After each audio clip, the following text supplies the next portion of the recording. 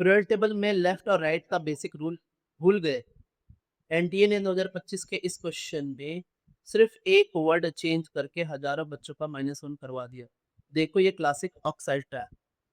So given question is given below are two statements.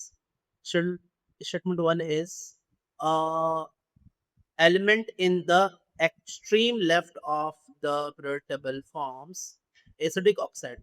Statement two, acid is formed during the reaction between water and oxide of a reactive elements present in the extreme right of the periodic table. So in the light of above statements, choose the correct answer from the option given below. देखिए इस question को बनाने के लिए ना मैं एक second period वाले जितने भी एलिमेंट्स है ना उन सभी को लिखता हूँ, है ना। ये एक पीरियड है हमारा सेकंड पीरियड और उसके सारे एलिमेंट्स को मैं लिखता हूँ। तो इसमें जो पहला एलिमेंट है वो है lithium, beryllium, boron, carbon, nitrogen, oxygen, fluorine and neon. अब समझिए कि ये लेफ्ट साइड है, ये लेफ्ट है ना? और ये जो है, ये है राइट साइड। और जब हम लेफ्ट से राइट जा रहे हैं, आपको दिख रहा होगा, जब हम लेफ्ट से राइट जा रहे हैं, तो यहाँ पर मेटल्स हैं और यहाँ पर हैं नॉन मेटल्स, ठीक है?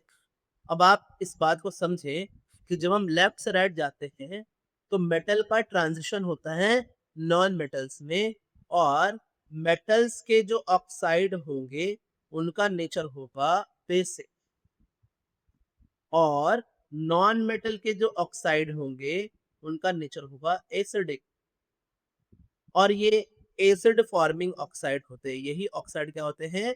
एसिड फॉर्मिंग होते हैं। तो अब आप बात समझो, अभी किसी कंसेप्ट को यूज करके अगर मैंने ये स्टेटमेंट 1 को पढ़ा, तो an element in the extreme left of the period table forms acidic oxide. गलत है। एक्सट्रीम लेफ्ट में बेसिक ऑक्साइड बनेंगे। तो स्टेटमेंट 1 जो है वो है इनकरेक्ट, ये फॉल्स है। अब अगर स्टेटमेंट 2 को पढ़े तो हमें ये बात समझ में आएगी कि acid is formed during the reaction between water and oxide of reactive elements present in the extreme right. तो एक्सट्रीम राइट में जो हमारे ये है और इन्होंने एक बात और ऐड करी है जो कि बड़ा अच्छा वर्ड है यहाँ पर, दैट इज रिएक्टिव एलिमेंट्स।